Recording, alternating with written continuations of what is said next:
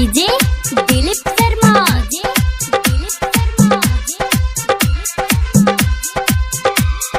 सुनौला चंद्रभान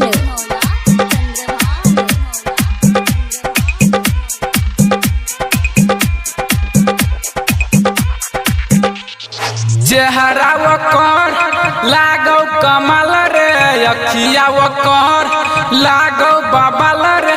देख देख के हम दीवाना भेलो, ओकर चक्कर में है पागल भेलो।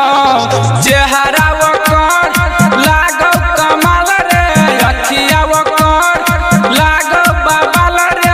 देख देख के हम दीवाना भेलो, ओकर चक्कर में है पागल भेलो। चेहरा ओकर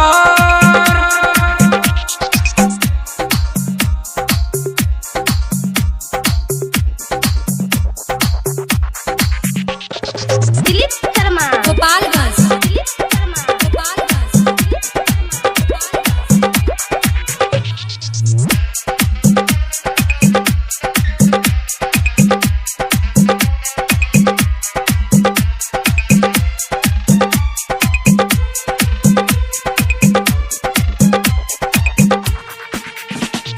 फुर्सत से वकरा बनल कई भगवान रे, फुर्सत से वकरा बनल कई भगवान रे। लाखों में सुंदर लागे छे हमरा जान रे।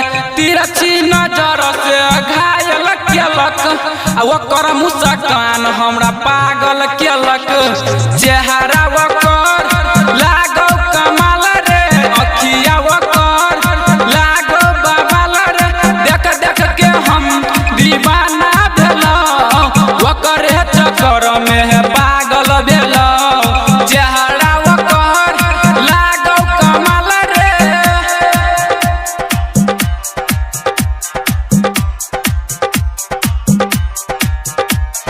डीजे दिलीप शर्मा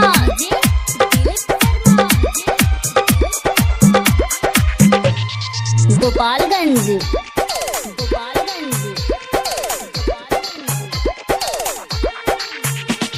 वकरा से प्यार भेल बीच बाजार में, वकरा से प्यार भेल बीच बाजार में, वकरा से प्यार भेल बीच बाजार में।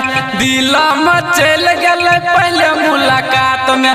कहे छो तोरा दीपक रोशन निर्मलिया वो मोह घायल भेलो। चेहरा तोहर लागो कमाल गे, अखिया तोहर लागो बबल गे। देख देख के हम दीवाना भेलो, ओकर चक्कर